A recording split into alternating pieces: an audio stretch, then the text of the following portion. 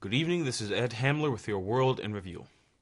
Anyone who thinks that we're not on the verge of a world war and mass genocide is in either denial or bumped his head up against Obama while shamelessly trying to kiss his butt.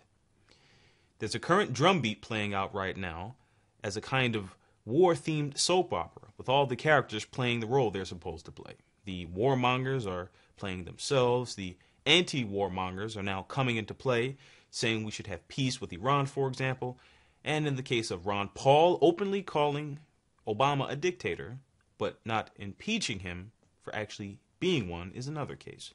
After all, Mr. Paul and all the other members of Congress have to worry about the elections first. Now, behind all these theatrics lies a real danger which goes well beyond something that now looks like a repeat of the Iraq War, but it's really not. We're talking about global genocide. That is what's going on and nothing else. The stated policy of the British monetary empire has always been to kill off as many people as possible so that the population never gets above the controllable amount of people, that is 1 billion people.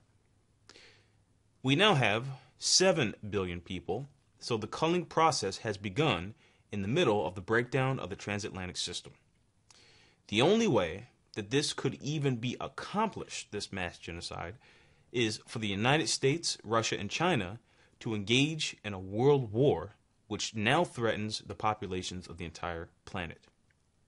That is the expressed intention, and what's going on in the Middle East, for example, and a potential war with Iran is not the issue. That is only a precursor to a much larger intention for global genocide, a reduction of the population by billions. That is the issue. The only solution, therefore, is not to play the theatrical game of who's going to attack whom and when, or something like that. The only policy solution must be first to remove Barack Obama from office, as he has been employed by the British to be a key tool in this mass extinction agenda. And secondly, we must move now for a willful, unified commitment to increase the global population by trillions, in fact, based on the development of national economies around technological progress. We actually don't have enough people. As was reported earlier today by Natalie Lovgren, recently we've observed a number of phenomena occurring in our solar system, from dangerous solar flares, emerging sunspot regions, to coronal mass ejections, to asteroids flirting with Earth's orbit. All of these phenomena occur in a highly active cosmic period in our galaxy, one that demands something more from mankind than just observation.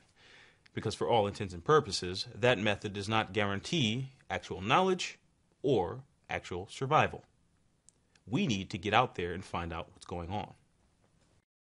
In order for us to achieve this, it'll require a dramatic shift in military and other policies now, away from the British population extinction policy at play right now, which is called World War, to a utilization of the military to the effective increase of energy flux density technologies to sustain and develop higher rates of populations on our planet and beyond. Lyndon LaRouche weighed in recently on this issue, saying, "We've reached a period where normal warfare will not function any longer.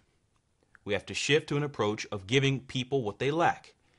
We have to compel them to adapt by demonstrating the potential of where they should be. In order to accomplish this, the military function must transform itself to a space function. It has to ask, how do we protect mankind? We have to look at the threats of nearby space. Consider this recent asteroid passing us. It's not a threat, but it underscores the fact that in the future there will be such threats. This is what the Russians are discussing with their SDE. We need a new military with a can-do-all capability, an enhanced engineering approach. Can we put a temporary station on Mars? Well, all the indications are that that is the expressed intent by the nations in the Pacific. namely Russia and China, for example. Now, the British Empire will not let this progress that they're having in the Pacific go unchallenged, not without the threat of nuclear warfare. But if we can take the proper steps now, we can outpace and leave that empire in the dustbin of history, while we move on to take our place as masters of this universe. And the orientation in the Pacific region is charting out the pathway. The international community has just completed the first mission to Mars, and the 6-man crew has safely returned to Earth. That assertion is not far off the mark in the estimation of the many participants in the international project Mars 500. So with this perspective set to be destroyed along with the majority of the world's population due to a world war created by the British Empire, ask yourself, are you so much of a coward as to not face this threat head on now before us? How long will you vacillate on stopping this genocide while the alternative is actually in place and that we have the chance to act now? Are you willing to still tolerate another day with Barack Obama in office so as to destroy your own life in doing so? Will you allow yourself to become a human sacrifice for Barack Obama? Well, as long as you still tolerate the immorality in yourself that tolerates him, you might as well consider yourself dead on arrival now.